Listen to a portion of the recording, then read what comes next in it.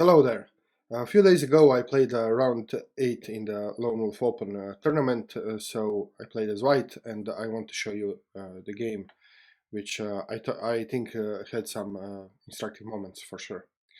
Okay, so the game began with me playing e4 as usual.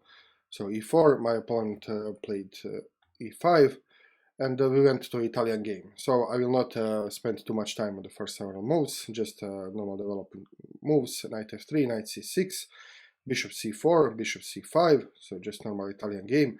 c3, now this variation, preparing d4, well, in the future, but most importantly controlling d4. I don't want to his piece on d4, so this is how I usually play. Knight to f6, attacking my e4 pawn, d3, protecting the pawn. He castles, I castle, h6. Now this h6 was to prevent me for developing my dark square bishop on the natural square g5, which is a perfect square for bishop, and also pinning the knight. So, okay, this is a time-wasting move, but it's usually played here, and you will see that later in the game I will have trouble developing the dark square bishop for that reason. So, rook to e1, again a normal developing move, also protecting e4. So maybe if I want to play d4, I don't need to worry about capturing him capturing my e4 pawn. d6, and now this is a very typical motif in the Italian game. So before d6, this pawn was e5 was guarding only by the knight on c6. So this bishop couldn't be attacked by the knight. So if he would play something like knight to a5, attacking my bishop, I could just snap the pawn and even take back with the knight. So even not ruin my pawn structure in the process. So once d6 is played, and if his king is castled, because if his king is not castled, then there are tricks like bishop takes f7. So if he plays knight a5, bishop takes f7, and then you have this fork. So this is also a trick. But now when the king is castled and this pawn is protected, now this is very prone to the attack. I forgot to say, if the king was if his king was still here, then after knight a5, I also have the option of bishop to b5 with check, and then I can retreat this way. So these are the options. But anyway, in this position I don't have any of these options, so this pawn is protected and the king is castled, so I need to do something about my bishop. And this is the moment in which I deviated from my usual repertoire or my usual way of playing. And instead of playing bishop to b3, which I usually play in these positions, and then if he comes here, I can just stack my bishop on c2 and thus supporting e4. This is very important role. I decided to play in the more modern version, which is a4. So a4 is a modern variant of in the Italian game. The idea is, if he now attacks the bishop, I can attack the bishop on a2, and all the time keeping pressure of this weak f7 pawn. This is also Bobby Fischer liked to keep this bishop on this diagonal. He was famous for this as well. So I just wanted to try this variant, and you will see this changes position completely. So it looks like not a big deal. I mean, you can play this or this, but it's completely different, and you will see why. So a4, a5. So immediately he has, after the exchanges, after this pawn moves away, he will have this b4 square. You'll see how it goes. So I continue my development, knight b to t2. So typical plan in the Italian game is to maneuver, similar like in the Spanish game, to remaneuver knight to f1, and then from f1 usually to g3, and well, you can also go to e3 in some variations. So this is my plan. King to h8. Okay, this is a good move. This is in accordance with my with my a4 move, because now he realizes that my bishop will be on this diagonal forever, and he doesn't want to have the king on this diagonal. So this is a good prophylactic move, because he's now solving one problem in his position. I played knight to f1, so continuing my maneuver, and then now he played knight to g4, so he went very aggressive, which as black you usually cannot afford to go aggressive if you didn't calculate things very well, because you are always lacking you're always lacking a tempo, and usually the initiative is on the side of the white. So by this he attacked my f2 pawn. So I think he was thinking, since my rook is here, it doesn't defend the f2 pawn, and my knight is on f1, so I cannot just bring the rook back even if I would like to. Then he thought that he could force me to play some unpopular move like rook to e2 or maybe bishop to e2 and so on.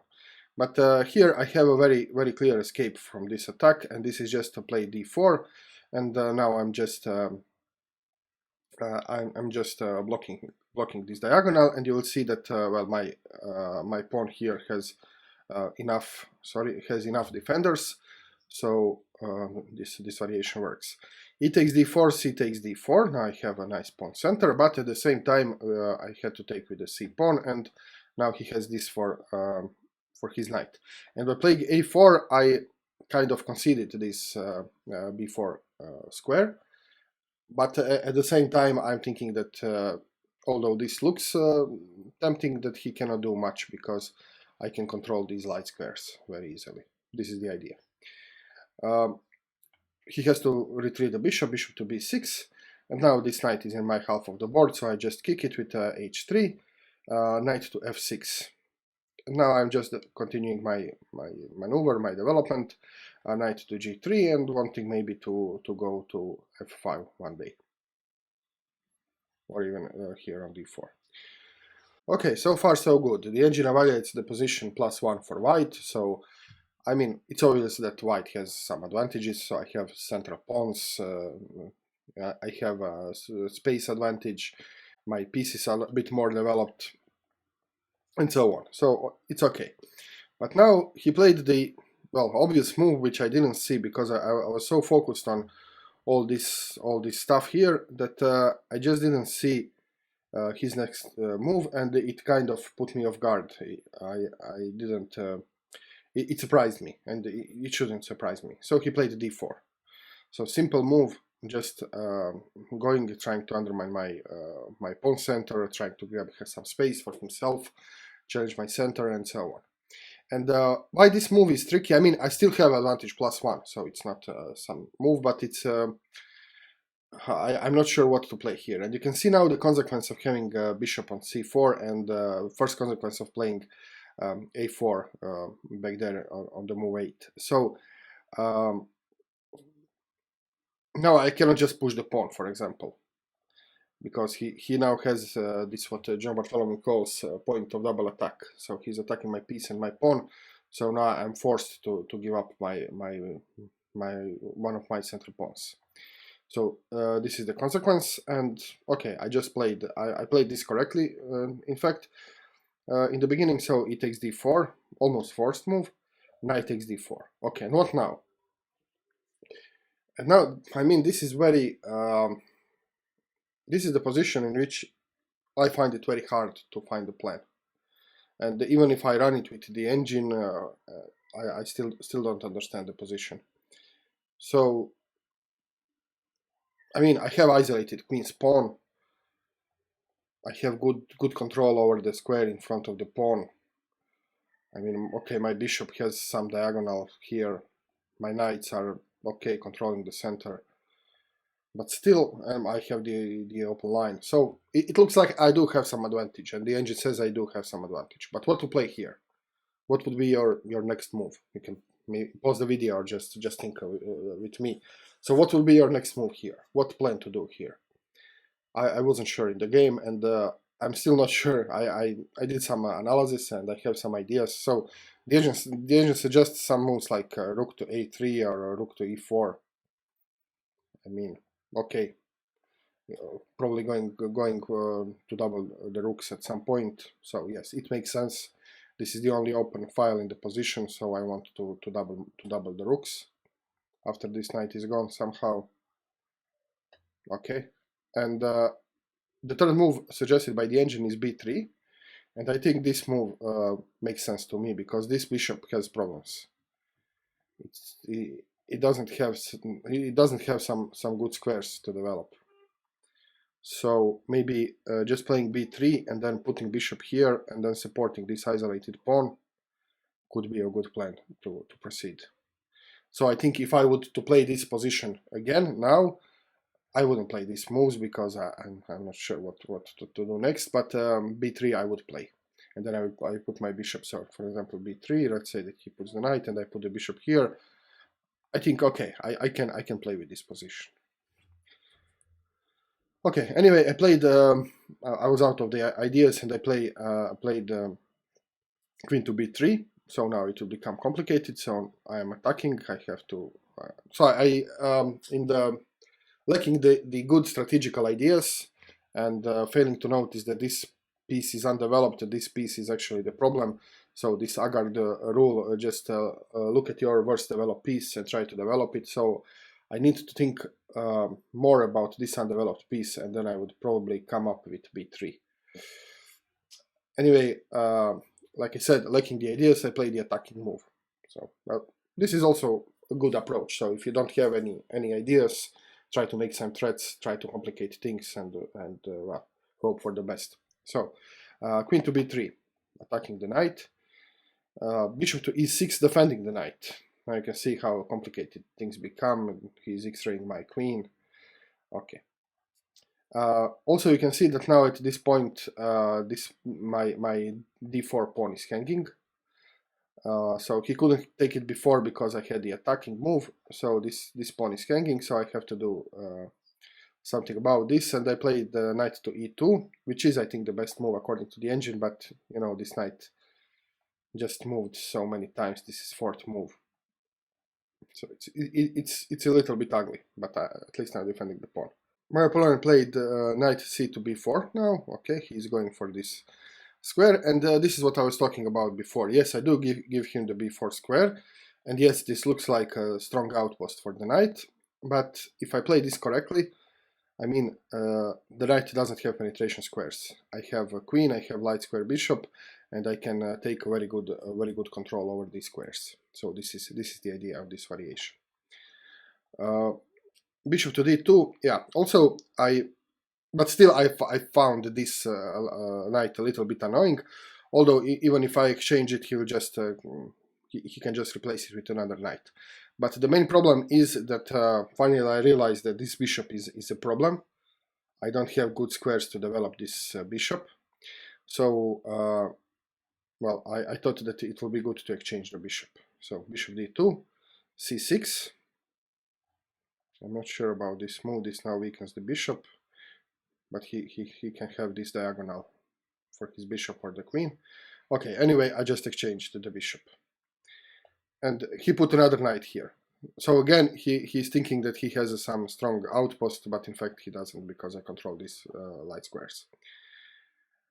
Now the game continued, bishop takes e6, now it becomes a little bit sharp here, so you can see that the time I spent almost 4 minutes, 4 minutes on this move. So bishop takes e6, f takes e6, and you can see now that this pawn is hanging, and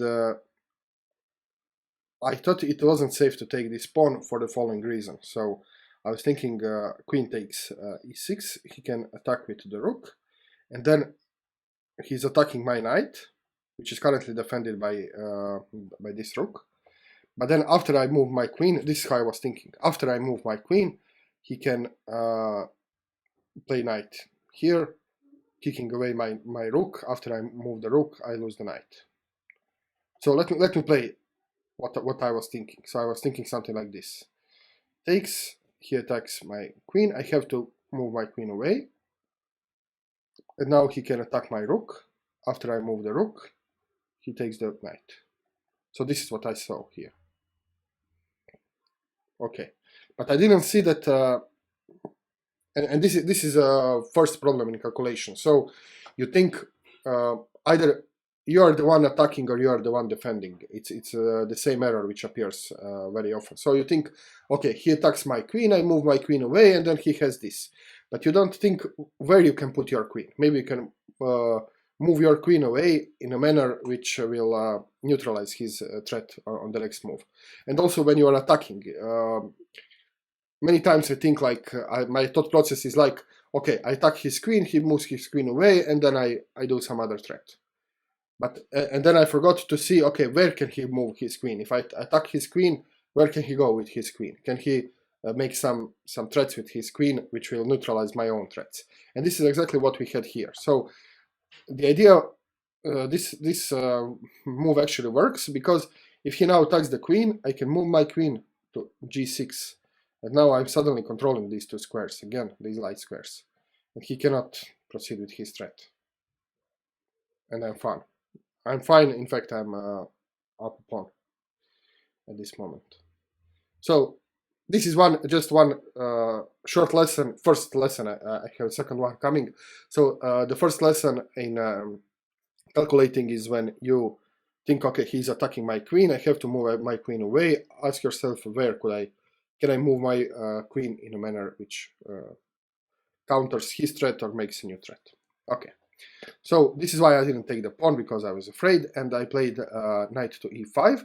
And this is actually a very nice move, because it comes with several threats. So this is the first threat. This is also a threat if he moves the queen, forking. So the knight in the center is a good thing to have, especially when he's on the outpost. You can see that he has no pawns here on the d on f file, so this knight cannot be challenged by a pawn. So I think, okay, I could have taken the pawn, but this move is also good. Queen to f6, now he's controlling this square g6, and I should have continued with the idea of the fork, so I could just play, for example, knight to f4, and you can see that he cannot take, because then I will fork his king and the queen. So, and also here I would put double pressure on the g6. So I could have put more pressure here. But I didn't, because I saw this nice forking idea. So I played knight to d4, and to be honest, I completely blundered that he can take on f2.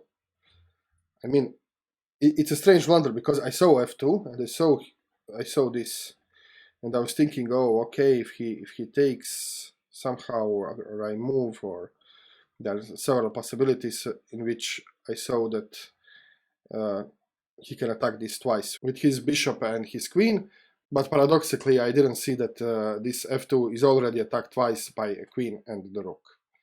So this was a blunder, because I didn't see f2. I mean, this wasn't a blunder, because even if I saw f2, I would probably play this anyway, because I think it's a good move, although the engine doesn't agree. Yeah, the engine doesn't agree, because the engine thinks that I should have played knight to f4, and yeah, if I saw knight to f4, I would play knight to f4.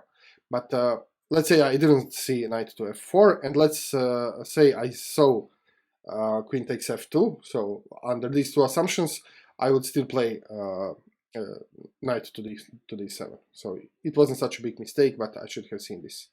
So he played queen f2 check, and the only legal move. And now it's not easy to see what can he do. I mean, he's forked here. He doesn't have any checks, so the engine thinks the best move is bishop to c7, then trying to make some threats over this diagonal. But well, he just took the pawn, and I took the rook. He took the knight. Okay, and now here is the second lesson in calculation. So I was thinking about how to proceed here, and I was considering rook to f1. So I'm now up in exchange. I want to exchange some pieces, especially I want to exchange queen. So if you can exchange queens, then it's much easier to play with the exchange up. So this is my way of thinking was rook to f1, and then I calculated only the material. So I calculated that if he takes, I can take, he can take with a check, and I can go here, and I counted the material. Okay, I gave two rooks for a queen, but then I have a queen and a minor piece against rook and two minor pieces, and I should be better in the endgame, and I should win the endgame, especially given that he has this permanent weakness here. And I broke the rule of calculation. So there are two rules of calculation. First, the rule of calculation is don't stop calculating until they are forcing lines, forcing moves. Forcing moves are checks, captures, okay, and threats, but let's just say checks and captures. These are the most important. So if there is a check on the board after you calculate the calculation, you have to continue calculating. And the second rule is you have to stop calculating on his move, not on your move. And I violated both of these principles. So I calculated this rook to f1. He takes, I take, he takes, I go here, and I stop calculating. So let me, and this is how it played, so I will play the moves. So I played this, he took. Okay, and here in my head I stopped calculating. So you can see the two mistakes. First of all, I stopped calculating on my move, and I should have stopped calculating on his move.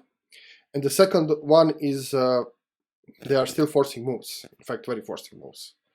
So the forcing move is check. And I didn't even calculate this. So when I played rook to f1, I didn't calculate this check. And this is a serious mistake in calculation, which could cost me the game, but unfortunately didn't. So, okay, this is how the game continued, and now he gave check, which I didn't see. So how to stop this check? If I stop it with g3, he'll just check and pick up my knight. So I played knight to g3, and now he has some very, very nice move, which is not easy to see, but it's not so difficult. So first you have to see that my knight is pinned. So he should think about attacking my knight. And I was thinking that he could attack it like this. So in fact I did calculate this variation. So I was thinking if he goes rook to f6, I can just go king to g1. My knight is defended, it's no longer pinned, and well, I'm defended. So this is what I saw. But what I didn't saw is a very beautiful motive of piece coordination, very beautiful example. So this is the correct variation. So given the fact that this is pinned, you have to think how to attack this piece. So this doesn't work. Okay. So you play rook to e1. And now whatever I play here, this is coming and this is coming, and he's winning my knight. I cannot stop this. So this is the example of perfect coordination of pieces. So let's say that I play queen to f3. He just played, he could just play, he didn't, but he could play knight to d5. And now how can I stop this? No way. And this knight is falling. So this position is a beautiful example of piece coordination. So all pieces are coordinated, and they are all doing a teamwork. They are all participating in one single goal. So bishop is pinning the knight. Knight is securing the e3 square, and rook is coming to e3. So this would be a beautiful combination. Okay, but unfortunately for me, he didn't see this. I mean, this is very difficult to see. I mean, to have the feeling for coordination, such a good feeling for coordination, I think this is higher level chess. Anyway, he did what I think was the worst choice, is he exchanged. So now he's well, I profit from exchanges. So he wants to keep his pieces on the board. So even if he didn't see this, he should have played something else. I mean, not exchange, trying to keep these pieces and try to coordinate them and to do some threats. So luckily for me, he took the knight. I took with my queen, and now I have queen against rook and knight, and this is winning. Okay, what did he play? Okay, just let me tell now a few words about my strategy at this moment. So once you enter the pure endgame, the pure endgame means that you're about to start pushing pawns, and he will start pushing pawns, and the pawns are most important part of the game. So once you enter this pure endgame, you need to stop and think about strategy. So how will you play? What are your endgame plans? So for example, if he has light square bishop, you want to put your pawns on the dark squares. So that is just one example of a simple plan, but you have to stop and think about it. So what is the plan here? What is the mode of playing? How to deal with this position? Well, first of all, I will use my queen to take his pawns. So I will use my queen as an attacking piece, and I will try to win some of his pawns. Also, I will keep in mind that I have some threats. So for example, if you can imagine that I can, for example, play here and he doesn't see the threat, I can check and then here win the rook. Imagine that this knight is not here for a moment. So I need to see this kind of threats. Try to make threats with the queen, which can lead to serious winning the material, and also try to attack pawns, try to win several pawns, and try to avoid pawn exchanges. I don't want to exchange pawns because I want to at some point maybe I could just exchange a queen for his two pieces, and I will be several pawns up, and I can win the pawn endgame. So this is kind of strategy. And also, if I don't have any threats, so if I come in the position in which I cannot threat anything, then I want to centralize my queen. So I want to keep my queen in the center. So queen goes to the center, from the center makes threat, and then comes to the back to the center. So this is just hand waving strategy. Okay, knight to a6 he wanted to, you can see that my queen already has a threat, so the threat is check and then picking this pawn. So he has to respond to this threat. Okay, so I make another threat, queen to d6. Now the threat is check, after he moves here, okay, let me play. Check, he moves here, check, and winning the rook. So this is a threat and also attacking the pawn. So he played rook to f2. Now he wants to exchange pawns. So if I take, he'll take here, and I don't want to exchange pawns. I don't want him to have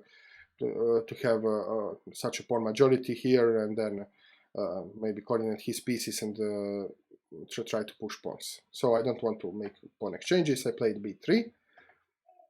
Rook to f6. Now he's taking care of his pawn. But now I can make a double attack and start winning pawns. So queen to d8. This is check, and also this pawn is falling. So, okay, I snapped one pawn. So maybe I could step one or two more pawns, and then I can try start pushing my own pawns. Rook to f5. Okay. And now, what to do? I don't have any immediate threats, so I will just look for a way to centralize my queen. So queen to e1. So queen is ready to be centralized, and also a threat. So this is the how I think how you should play when you have a queen against some other imbalance. e5. Okay, now he's protecting this pawn by pushing the pawn, but now queen e4. Now I centralize my queen, and also with a threat. So you can see that his rook is pinned, and I can win it if he doesn't do anything about it. So he had to play g6. Now he just to unpin the piece, g4 anyway, and now he has to, I mean, his rook is under attack, he has to move his rook, but he tried to do some tricky moves, and he played knight to c5, and now he's attacking I cannot take because he's attacking my queen, and also he's attacking my pawn. So, but the good thing is when the queen is centralized, then you can always find the good moves with the queen. When the queen is in the center, so the winning move here is queen to e3. So I'm hitting the knight now, I'm also defending the pawn, and his rook is still under attack. So now he has to lose some more material. Rook to g5, and I just snapped the knight, and he played two more moves, check, taking this pawn, and he resigned the game at this moment. Okay, this was it for the game. I hope you found the game instructive. It had some instructive moments, and I personally learned some things about when I was analyzing it. I learned that well, for example, this A4 move is a game changer. So maybe I will. I mean, I could try this several more times. It's at least an interesting game, but I think I will stick to my old bishop to b3 here in the Italian game. And well, the second lessons are regarding calculation. So I talk about this all the time. I know these rules. So you should always calculate by the end of the forcing line and so on. But okay, you cannot apply all the rules during the chess game. But hopefully, when you analyze your own games, then you make yourself more aware of some of these basic rules, and then maybe hopefully one day you will start applying them in your games consistently. Okay, thank you very much for watching. If you liked the video, please click the like button, subscribe to my channel if you didn't, share the video, leave the comment below in the comment box, and see you soon with more chess. Cheers.